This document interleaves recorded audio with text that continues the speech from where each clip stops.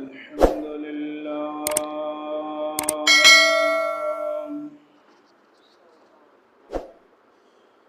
الحمد لله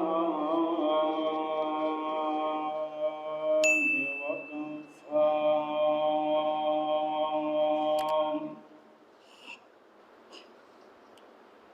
الصلاة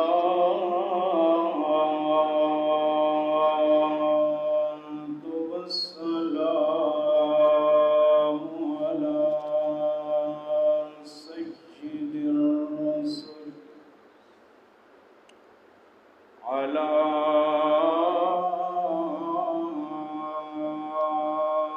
سيد الرسل وخاتم الأنبياء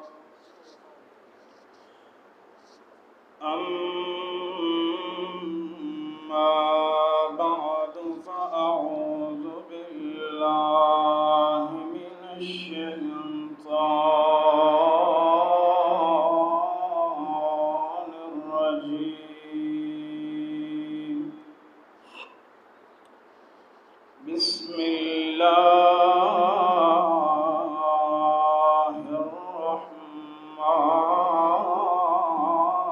الرحمن الرحيم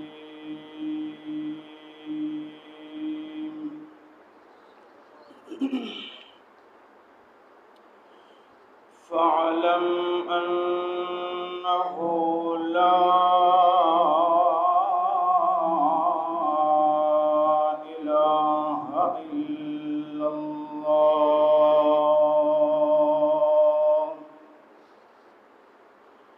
واستغفر لذنبك وللمؤمنين والمؤمنات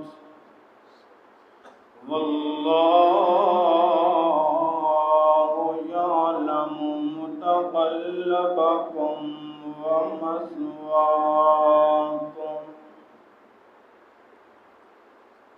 سبحان ربك رب العزة عما يصفون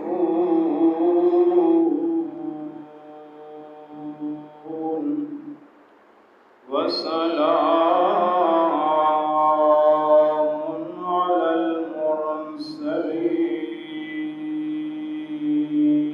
المرسلين والحمد لله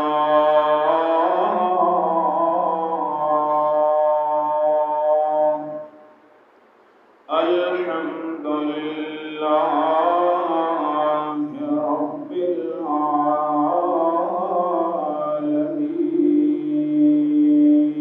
العالمين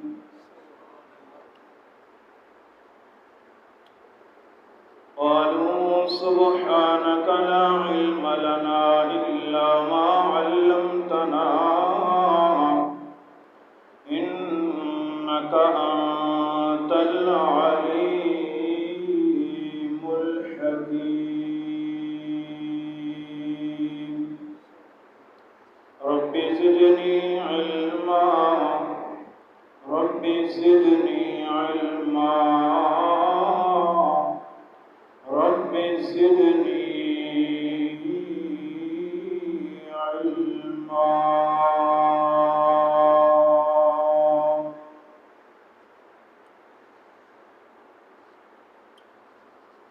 سامعین محترمین بزرگوں بھائیوں عزیز نوجوان دوستوں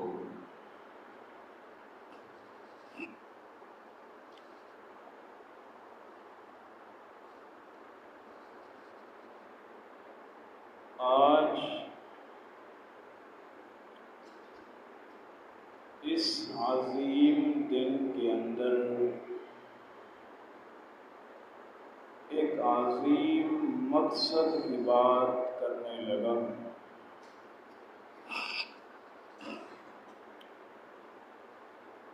جس مقصد کے لیے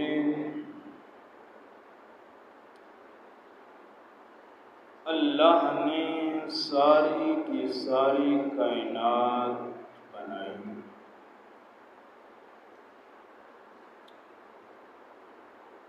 جس مقصد کو آج انسانیت بھول چکی ہے، اور اللہ نے اس مقصد کو پہچاننے کے لیے انسانیت کو پہچان کروانے کے لیے کوئی کسر نہیں چھوڑی، اور انسانیت نے نہ جاننے میں نہ انجانی کرنے میں بھی کوئی کسر نہیں چھوڑی۔ اس لیے کہ اللہ تبارک و تعالی نے جس مقصد کے لیے اس کائنات کو بنایا، اور جو مقصد انسان کے ذمہ لگایا، جس مقصد کے لیے اللہ نے وحی بھیجی،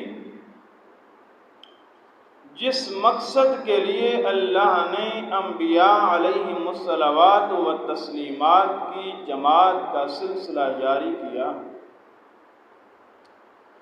اس مقصد کو انسانیت بھول چکی ہے۔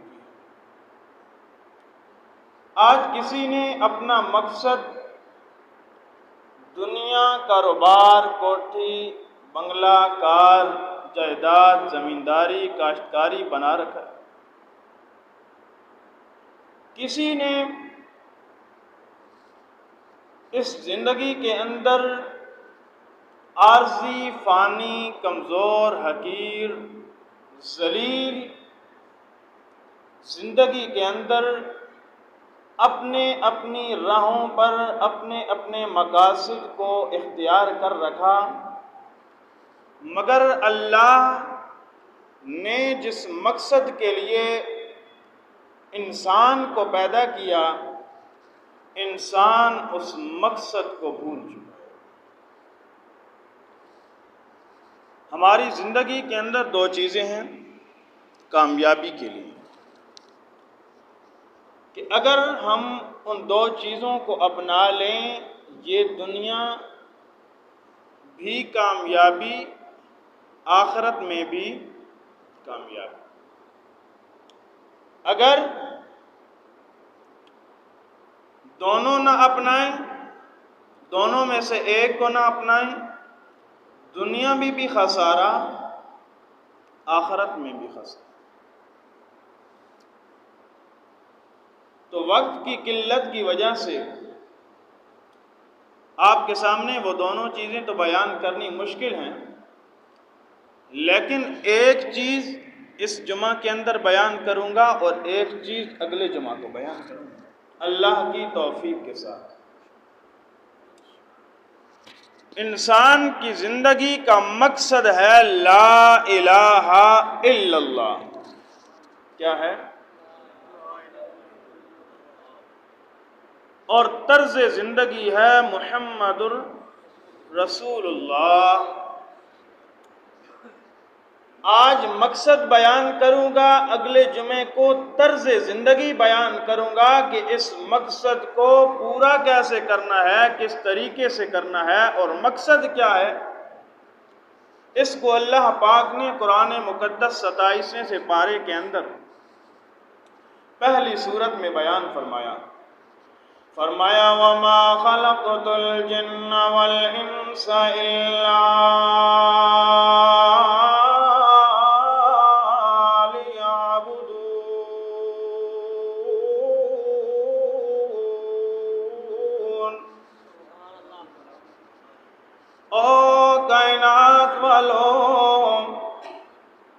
تمہاری زندگیوں کے اپنے مقصد تمہیں پیروں نے اور مقصدوں پر لگا دیا، تمہیں مولویوں نے اور مقصدوں پر لگا دیا، تم اپنی راہوں سے ہٹ کر گمراہیوں کی طرف چلے گئے، تمہیں اپنی اصلیت مقصد کا پتہ نہیں، کوئی کسی اور مقصد کی طرف چلا گیا۔ میرا دوست تمہیں استاد جو مقصد بتلائے تو اس پر چلنے کے لیے تیار، تجھے جو پیر مقصد بتلائے تو اس مقصد کو پورا کرنے کے لیے تیار ہو جاتا ہے۔ لیکن میں حقیر کا ایک سوال یہ بھی سننا، تو پیر مولوی سید کی بات مانتا ہے، اللہ کی قرآن کی بات کیوں نہیں مانتا؟ اللہ کا قرآن بھی انسان کو مقصد سمجھاتا ہے۔ اے انسان، ساری کی ساری کائنات کو بنایا گیا، سارے کے سارے انبیاء کو بھیجا گیا، انبیاء پر وحی نازل کی گئی، لیکن اس کا کوئی مقصد بھی تھا نا۔ اللہ کیا سمجھانا چاہتا ہے؟ انسان کیوں پیدا کیے گئے، جنات کیوں پیدا کیے گئے؟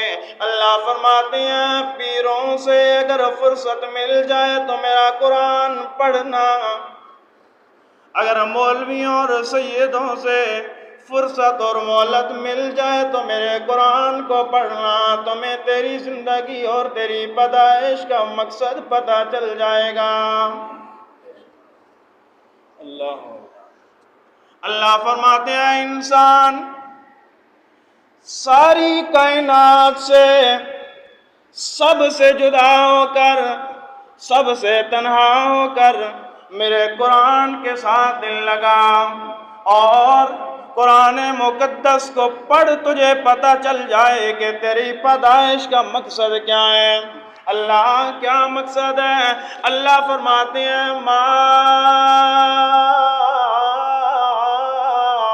خلقت الجن والانس الا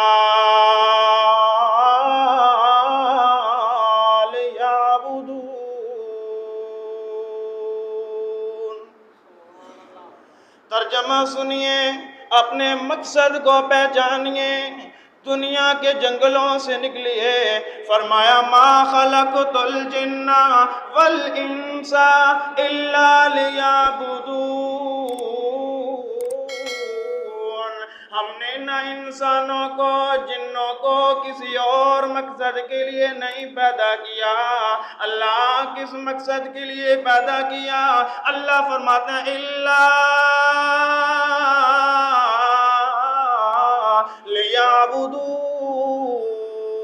لیعبدون، مگر صرف اور صرف اس لیے پیدا کیا کہ وہ میری ہی عبادت کریں، کسی اور کی عبادت نہ کریں۔ اصل میں تھا لیعبدونی، کیا تھا؟ لیعبدونی۔ اللہ پاک نے فرمایا کہ میری ہی عبادت کرو، میرے علاوہ کسی اور کی عبادت نہ کرو۔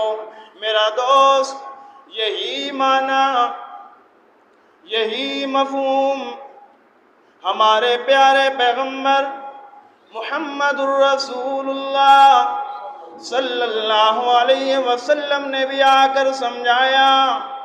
اور دنیا والوں، تمہاری زندگی کا مقصد ایک ہی ہے جس کے اندر تمہاری کامیابی اور کامرانی ہے۔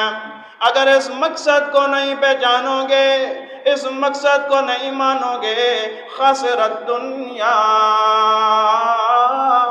والآخرہ، دنیا میں بھی نقصان ہے اور آخرت میں بھی نقصان ہے۔ اللہ کے پیارے پیغمبر محمد مصطفیٰ صلی اللہ علیہ وسلم نے آ کر مکہ کے ان پہاڑوں پر چڑھ کر کہا تھا قولوا لا الہ الا اللہ تفلحون،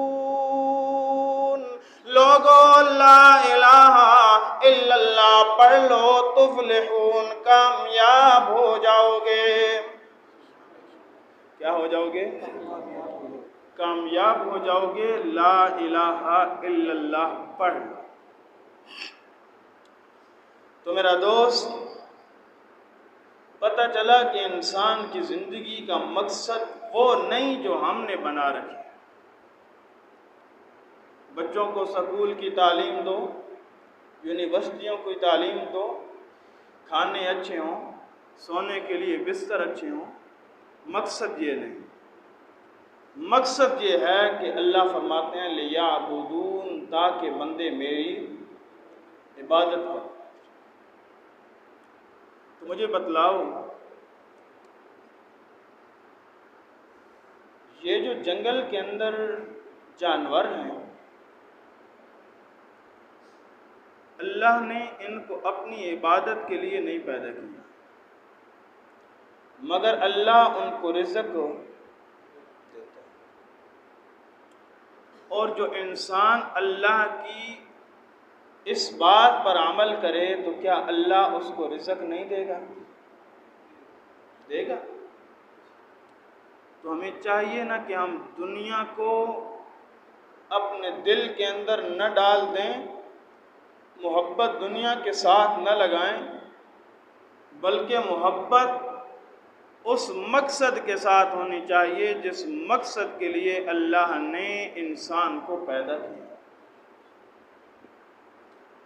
لیکن میرا دوست اور بات بھی سن، تجھے یہ مقصد قرآن سمجھائے گا، آج تجھے مولوی یہ مقصد نہیں سمجھائے گا، پیر یہ مقصد نہیں سمجھائے گا، اس لیے کہ اگر وہ تجھے یہ مقصد سمجھا دے تو پھر اس کے اپنے مقصد کو کون پورا کرے گا؟ اگر تجھے یہ مقصد سمجھا دے تو پھر اس کا اپنا مقصد حل ہو نہیں۔ اس کو وظیفے کہاں سے ملیں گے؟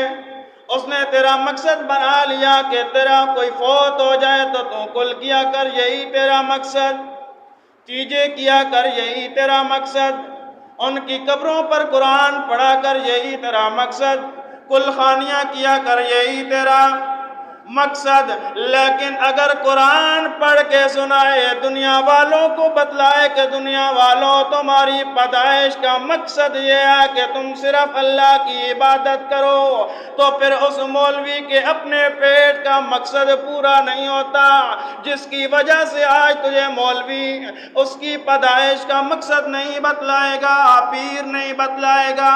اس لیے اللہ پاک نے فرمایا وَلَقَدْ يَسَّرْنَا الْقُرْآنَ لِلذِّكْرِ فَهَلْ مِن مُدَّكِرٍ۔ آؤ میرا بندہ قرآن پڑھ، میں نے ساری کتابوں کو مشکل بنایا، قرآن کو آسان بنایا۔ اللہ قرآن کو کیوں آسان بنایا؟ اللہ فرماتے ہیں میں نے انسان کے لیے ہدایت کا نمونہ اور سرچشمہ قرآن مقدس کو بنایا۔ مجھے پتہ تھا دنیا کے اندر پیر لوگوں کو دھوکہ دیں گے، مولوی دھوکہ دیں گے، سید دھوکہ دیں گے، یہ سارے کے سارے ملنگ اور نشئی لوگوں کو دھوکہ دیں گے۔ اللہ فرماتے ہیں میں نے قرآن کو آسان بنایا، ہدایت کا سرچشمہ بنایا، اس لیے کہ میرے بندے قرآن سے ہدایت حاصل کر لیں۔ میرے بندے قرآن سے ہدایت حاصل۔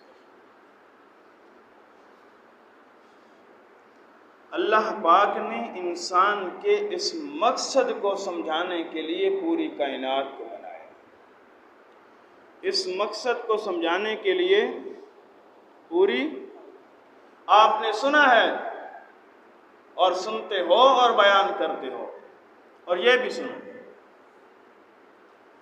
کہ اللہ پاک نے اس پوری کائنات کو بنایا، صرف اس مقصد کے لیے بنایا تاکہ لوگ میری پہچان کر لیں اور میری عبادت کرنے لگ جائیں، اور کوئی مقصد۔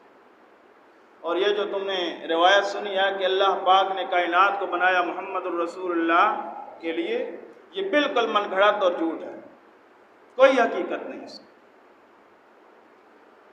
اس لیے کہ یہودیوں کا عقیدہ تھا لولاک عیسیٰ لما خلقت الافلاک، اگر حضرت عیسیٰ حضرت عزیر نہ ہوتے تو اللہ کائنات کو نہ بناتا۔ اور آئے پنجتن پاک والے انہوں نے کہا لولا علی لما خلقت الافلاک، اگر علی نہ ہوتے تو اللہ کائنات کو، اور ہمارے اپنے لوگوں نے آ کر کہا لولا محمد لما خلقت الافلاک، اگر محمد الرسول اللہ نہ ہوتے تو کائنات اللہ نہ بنا۔ میں آپ سے ایک بات پوچھنا چاہتا ہوں، کہ اگر اللہ کے رسول کی یہ بات ہے اور قرآن کے مخالف ہو سکتی ہے اللہ کے رسول کی بات؟ اللہ کا رسول قرآن کے مخالف چل سکتا ہے، بول سکتا ہے، کہہ سکتا ہے؟ نہیں کہہ سکتا، اس لیے کہ قرآن اس مقصد اور اس مشن کو بیان کرتا ہے جس مشن کے لیے اللہ نے کائنات کو بنایا۔ بات کچی نہیں کر رہا، قرآن مقدس کے حوالے کے بغیر بات نہ ہوتی ہے نہ کرتا ہوں۔ سورہ طلاق ہے، گھر میں جا کر ترجمہ دیکھنا۔ اللہ رب العزت نے آخری آیت کے اندر اسی مسئلہ کو بیان فرمایا۔ کیا دنیا والوں یہ بات سمجھ لیجئے کہ اللہ پاک نے اس کائنات کو بنایا کس لیے، اور آج تجھے یہ لوگ دھوکہ دیں گے کہ یہ کائنات پنج پاک کے لیے بنی، حضرت عیسیٰ عزیر کے لیے بنی، محمد الرسول اللہ صلی اللہ علیہ وسلم کے لیے بنی، لیکن میرا دوست قرآن پڑھ، قرآن بتلاتا ہے کہ کائنات ہو کس کی۔ کیا حوالہ ہے؟ سورہ طلاق آیت نمبر بالکل آخر، آیت نمبر 21 ہے۔ فرمایا اللہ الذی خلق سبع سماوات ومن الارض مثلہن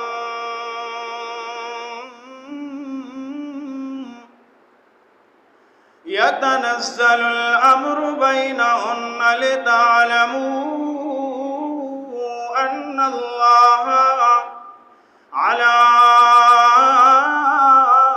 كل شيء قدير وأن الله قد أحاط بكل شيء علما۔ اللہ فرماتے ہیں اللہ الذی، اللہ وہ ذات ہے، خلق جس نے پیدا کیا، سبع سماوات 7 آسمانوں کو، ومن الارض مثلہن اور ان 7 آسمانوں کی مثلی زمینوں کو پیدا کیا، یعنی 7 آسمان بنائے اور ان کی مثل 7 زمینیں بنائی۔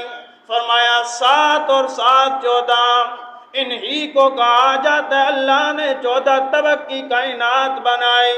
اللہ یہ مسئلہ سمجھ نہیں آ رہا، آج مولوی اور کہتا ہے، پیر اور کہتا ہے، سید اور کہتا ہے، کتابڑی پڑھنے والا اور کہتا ہے۔ فرمایا اللہ بتلا تو صحیح نا، کائنات بنانے کا مقصد کیا تھا، کیا سمجھانا چاہتا تھا، کس نبی کے لیے بنائی، کس ولی کے لیے بنائی، کسی صحابی کے لیے بنائی، اللہ کس کے لیے بنائی؟ اللہ فرماتے ہیں میں نے 14 طبق کی کائنات کو بنایا، یتنزل الامر بینہن، اس کے اندر اپنا آرڈر جاری کر دیا، اپنا حکم جاری کر دیا، اپنا اختیار جاری کر دیا، یعنی کائنات کو بنایا، اس کے اندر ہر چیز پر اپنا حکم جاری کر دیا۔ میرے اختیار کے بغیر کائنات کی کوئی چیز حرکت نہیں کر سکتی، میں نے اس کے اندر اپنا آرڈر جاری کیا۔ اللہ تو نے کائنات کو بنا کر اپنا حکم اور اپنا آرڈر جاری کر کے تو سمجھانا کیا چاہتا ہے، کیا مقصد ہے کائنات کا؟ اللہ فرماتے ہیں لِتَعْلَمُوا، تاکہ تم جان لو، تاکہ تم جان لو۔ کیا ولی کے لیے بنائی، نبی کے لیے بنائی؟ نہیں۔ آگے سن، فرمایا لِتَعْلَمُوا، تاکہ تم جان لو۔ اللہ کیا جان لے، کیا مقصد ہے؟ اللہ فرماتے ہیں ان اللہ علی کل شیء قدیر، کائنات کو بنایا، حکم اور آرڈر جاری کیا، اور لوگوں کو سمجھانے کے لیے، او لوگوں کائنات کو بنانے کا مقصد یہ ہے کہ تاکہ دنیا والے جان لیں کہ اللہ ہی قادر ہے، اللہ ہی قادر ہے۔ اور آگے فرمایا وَأَنَّ اللَّهَ قَدْ أَحَاطَ بِكُلِّ شَيْءٍ عِلْمًا، اور یہ سمجھانے کے لیے کہ کائنات کا ہر چیز کا ہر ذرے کا علم صرف اللہ کے پاس ہے۔ یعنی دو نظریے اور دو عقیدے سمجھانے کے لیے میں نے کائنات کو بنایا، کہ کائنات کا مقصد بنانے کا یہ تھا کہ تاکہ لوگ جان لیں علیم بکل شے، ذات ہے تو کون؟ اللہ کی۔ قدیر بکل شے، ذات ہے تو کون؟ اللہ کی۔ جب علیم بکل شے، ذات بھی اللہ والی، قدیر بکل شے، ذات بھی اللہ والی، فرمایا جب یہ دونوں صفتیں ایک ذات میں پائی جائیں اس کو الہ کہتے ہیں۔ میں اپنی الوہیت سمجھانے کے لیے کائنات کو بنایا، کسی اور پیر نبی ولی علی کے لیے۔ میری بات سمجھ آ گئی؟ تو مجھے بتلاؤ نا کہ وہ حدیث اور وہ روایت صحیح ہے یا قرآن ٹھیک ہے؟ قرآن کے اندر شک ہو سکتا ہے؟ اللہ نے پہلی مہر لگا دی قرآن پڑھنے والے، ذالک الکتاب لا ریب فیہ، قرآن پڑھ لیکن دل و دماغ کے اندر سے یہ بات نکال دے کہ اس کے اندر شک کی گنجائش ہو نہیں۔ پھر تو قرآن پڑھے کہے کہ روایت یوں کہتی ہے، مولوی پیر یوں کہتا ہے، تو پھر خدا کی قسم میں نے پچھلے جمعے کے اندر جو روایت پڑھی ہے کہ رب طالن، بڑے قرآن پڑھنے والے قرآن پڑھتے ہیں، فل قرآن یلعنہ، قرآن ان پر لعنت کرتا ہے۔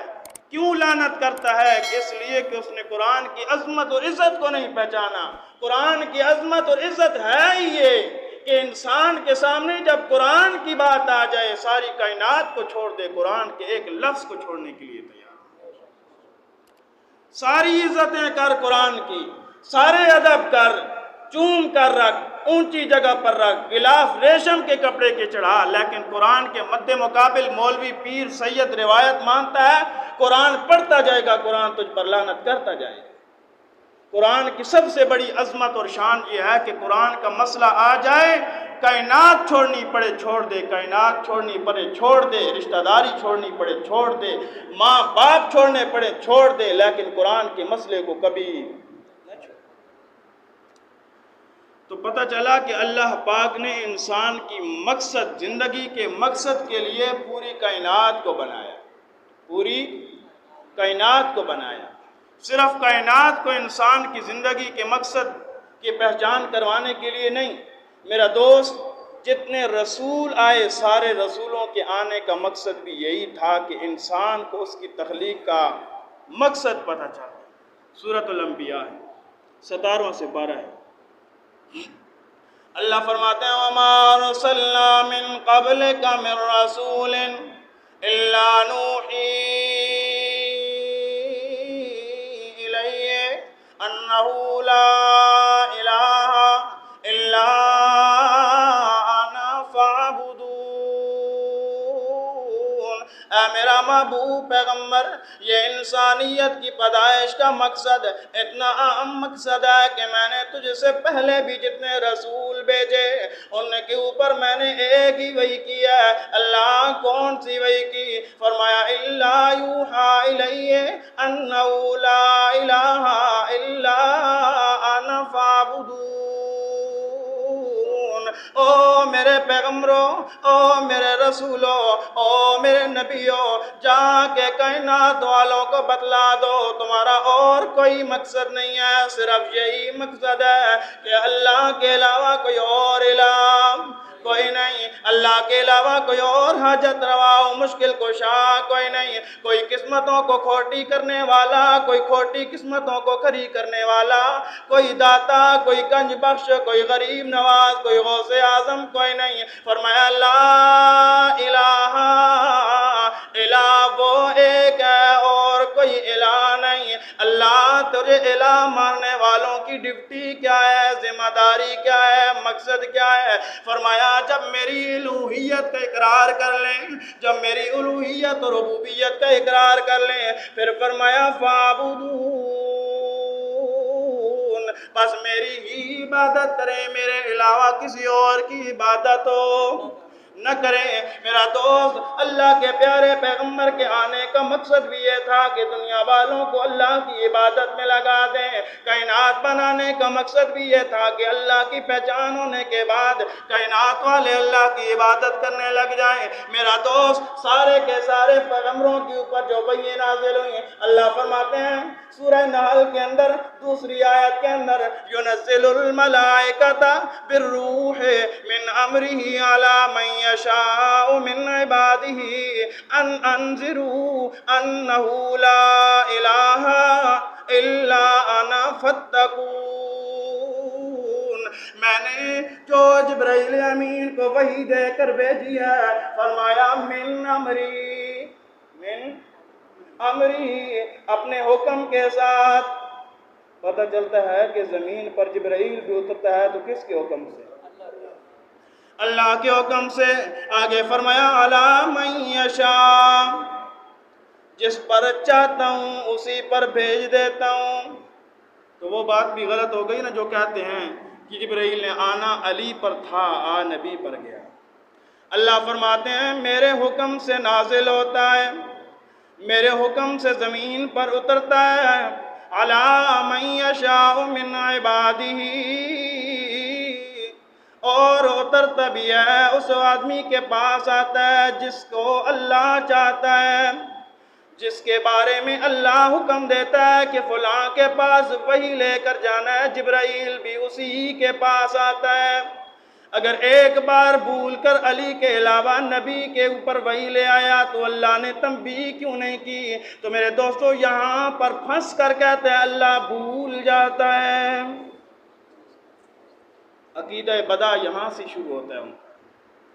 جب کہتا ہے نا کہ جبرائیل نے آنا علی پر تھا، آ نبی پر گیا، تو ان سے سوال ہوتا ہے کہ پھر اللہ نے جبرائیل امین کو تنبیہ کیوں نہیں کی کہ تو نے علی پر وحی لے کر جانی تھی، تو نبی؟ کہتے ہیں اللہ بھول جاتا ہے۔ پھر بھی تو اسے مسلمان کہے، پھر بھی تو اسے اپنے جنازوں میں اپنی رشتہ داریوں میں شریک کر، جس کا عقیدہ یہ ہے کہ اللہ بھول جاتا ہے، اس سے بڑا کافر ہے جہان میں ہے۔ اللہ فرماتے ہیں جبرائیل میرے حکم سے زمین پر اترتا ہے، اور جس رسول جس نبی پر آنا ہوتا ہے وہی لے کر میری منشا اور میری مرضی کے مطابق، میرے آرڈر کے مطابق آتا ہے۔ اللہ وہ وحی کیا لے کر آتا ہے؟ اللہ فرماتے ہیں وہ وحی یہ لے کر آتا ہے، اور رسولو انذروا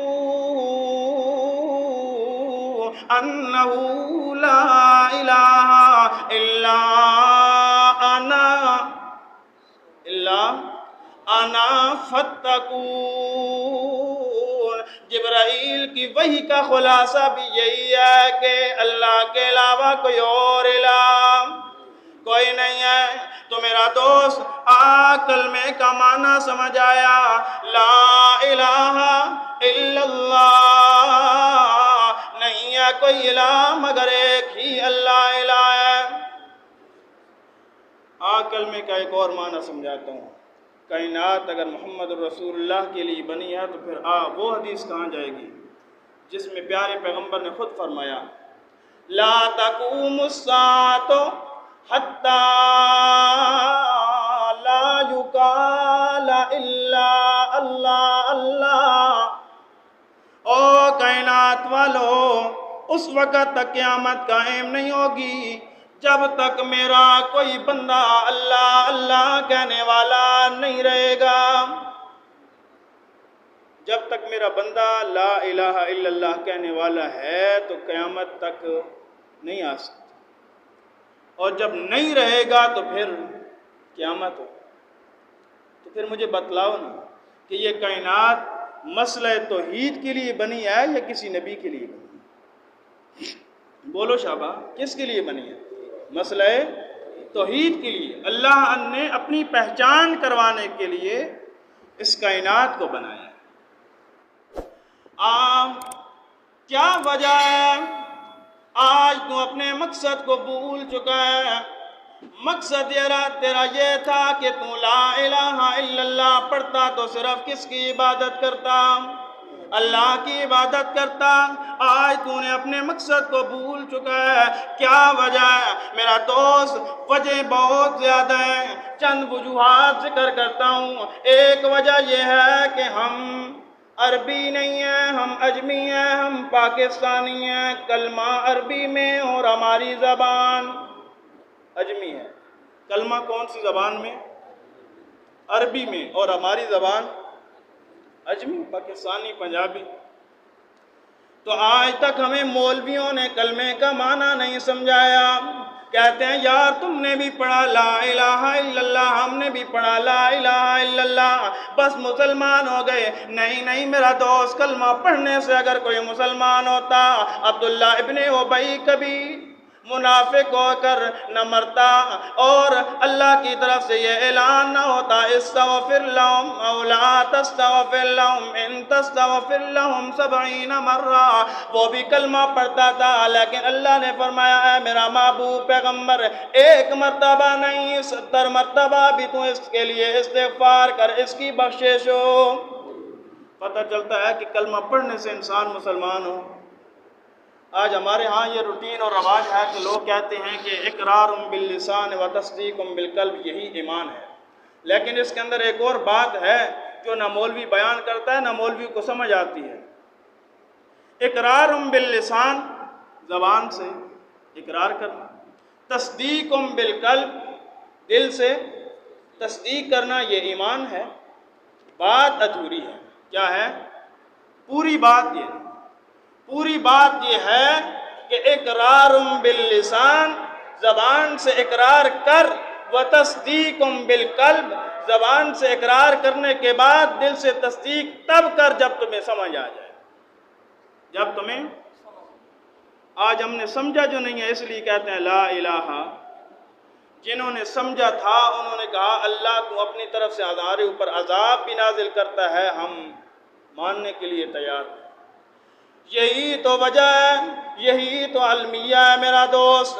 آج کلمہ بھی پڑھتا ہے، قاضیوں اور تابوتوں کے سامنے سجدے بھی کرتا ہے، آج کلمہ بھی پڑھتا ہے، درباروں پر چکر بھی لگاتا ہے، آج کلمہ بھی پڑھتا ہے میرا دوست، آج نظروں نے غیر اللہ کی دیتا ہے، آج کلمہ بھی پڑھتا ہے، سجدے پیروں کے سامنے کرتا ہے، آج کلمہ بھی پڑھتا ہے، سارے کے سارے شرک و بدعات بھی کرتا ہے، اس لیے کہ اس نے کلمے کا اقرار کیا، تصدیق کی، لیکن سمجھا۔ جو سمجھ جائے وہ شرک کر سکتا، جو ماننے والا ہوتا ہے وہ سمجھ کر پھر شرک نہیں کرتا، اور جو نہ سمجھنے والا ہو، نہ ماننے والا ہو، پھر وہ سمجھ کر اس کا اقرار اور تصدیق نہیں کرتا۔ میرا دوست آج ہم اقرار بھی کرتے ہیں، تصدیق بھی کرتے ہیں، لیکن سمجھتے نہیں ہیں۔ اس لیے اللہ پاک نے سورۃ محمد کے اندر اللہ نے اپنے پیارے پیغمبر کو فرمایا فَعَلَمْ أَنَّهُ لَا إِلَٰهَ إِلَّا اللَّهِ۔ سب مفسرین اکرام نے معنی کیا، جان تو ہے میرا محبوب پیغمبر کے اللہ کے علاوہ اور کوئی الہ نہیں ہے، لیکن قربان جاؤں حضرت مولانا حسین علی الوانی رحمت اللہ تعالی علیہ، رحمت اللہ، وہ اپنی سرائکی میں معنی کرتے ہیں، سمجھ کے پڑھو میرا محبوب پیغمبر کلمے کو، سمجھ کے پڑھ۔ تو سمجھ کے پڑھنے کا مطلب یہ ہے کہ انسان کلمہ جو کہنا چاہتا ہے، جو سمجھانا چاہتا ہے، جو منوانا چاہتا ہے، اس پر عمل بھی کرنا پڑے گا۔ یہ نہیں جنازے سے پہلے بھی کلمے، جنازے کے بعد بھی کلمے، جنازہ اٹھا کر بھی کلمے، لیکن عمل ہو کوئی نہیں۔ اس لیے کلمے کا معنی اور مقصود تب تمہیں سمجھ آئے گا جب تم کلمہ سمجھو گے۔ آج کسی کے پاس کوئی انگلش میں تحریر آ جائے اور اس کو کہا جائے کہ نیچے دستخط کر دے، تصدیق کر دے، وہ کر دے گا؟ وہ کہے گا کسی کو بلا لاؤ، یار انگلش مجھے پڑھنی آتی نہیں ہے، یہ کسی سے پڑھواؤں گا، سمجھوں گا، پھر تب وہ تصدیق کرے۔ لیکن کلمہ کتنا مظلوم ہے۔ ہر کوئی کہتا ہے میں مسلمان ہوں، میں نے کلمہ پڑھا ہے، ہر کوئی کہتا ہے کہ میں نے کلمہ پڑھا ہے۔ کلمہ گو مسلمان تجھے بہت ملیں گے، اس لیے کہتے ہیں یار ان کو کافر نہ کہا کرو، کلمہ گو ہیں۔ کلمہ گو تو نبی کے زمانے بھی منافق تھے، پھر ان کو بھی مسلمان کہنا چاہیے۔ اس لیے میرا دوست تجھے سمجھا جاؤں کلمے کا معنی، کسی مولوی سے پوچھ، کسی پیر سے پوچھ، تجھے کلمے کا معنی سمجھ آئے گا نہیں، اس لیے کہ لا الہ الا اللہ 4 لفظ ہے، لا کا معنی نہیں، الہ کا معنی چھوڑ دو، اللہ کا معنی سوا، اللہ کا معنی اللہ۔ میری بات سمجھ آ رہی ہے؟ لا الہ الا اللہ کتنے لفظ ہیں؟ 4 لفظ ہیں۔ لا کا معنی نہیں، الہ کا معنی چھوڑو، اللہ کا معنی سوائے، اللہ کا معنی اللہ نہیں، سوائے اللہ۔ کیا نہیں سوائے اللہ؟ میرا دوست مولوی سے پوچھ، وہ کہے گا نہیں ہے معبود سوائے اللہ کے۔ معبود کون سی زبان کا لفظ ہے؟ عربی زبان کا۔ ہم عربی سمجھتے ہیں؟ ہم سمجھتے نہیں ہیں۔ دوسرا معنی کرے گا نہیں ہے عبادت کے لائق سوائے اللہ کے، عبادت بھی عربی زبان کا لفظ ہے، ہمیں سمجھو نہیں آتی۔ وہ کہے گا نہیں ہے بندگی کے لائق سوائے اللہ کے، لیکن میرا دوست بندگی یہ بھی ہندی زبان کا لفظ ہے، ہمیں سمجھ آنے والا نہیں ہے۔ کوئی پوجا کے لائق نہیں ہے، کوئی پرستش کے لائق سوائے، یہ معنی ہوتے ہیں نا۔ لیکن پوجا پرستش یہ سارے کے سارے فارسی کے معنی ہیں، لیکن ہمیں سمجھ آنے والا۔ پھر کیسے کہو گے کہ ہم مسلمان ہیں، ہم نے کلمہ پڑھا ہے اور سمجھا بھی ہے؟ آپ کو کسی نے سمجھایا ہی نہیں ہے کلمے کا معنی، اور جو لفظ بولے ہیں یا عربی کے یا ہندی کے یا فارسی۔ آپ اتنے کیسے پڑھے لکھے کہاں سے آ گئے کہ آپ کو عربی بھی آتی ہو، فارسی بھی آتی ہو، ہندی بھی آتی ہو؟ نہیں۔ مجھ سے پوچھ، میں تجھے سمجھاتا ہوں کلمے کا معنی کیا ہے، کلمے کا مفہوم کیا ہے۔ میں نے تجھے بتلایا الہ اس کو کہتے ہیں جس کے اندر 2 صفتیں پائی جائیں۔ کون کون سی؟ علیم بکل شے اور قدیر بکل شے، کہ نہیں ہے الہ مگر وہی جس کے اندر 2 صفتیں پائی جائیں۔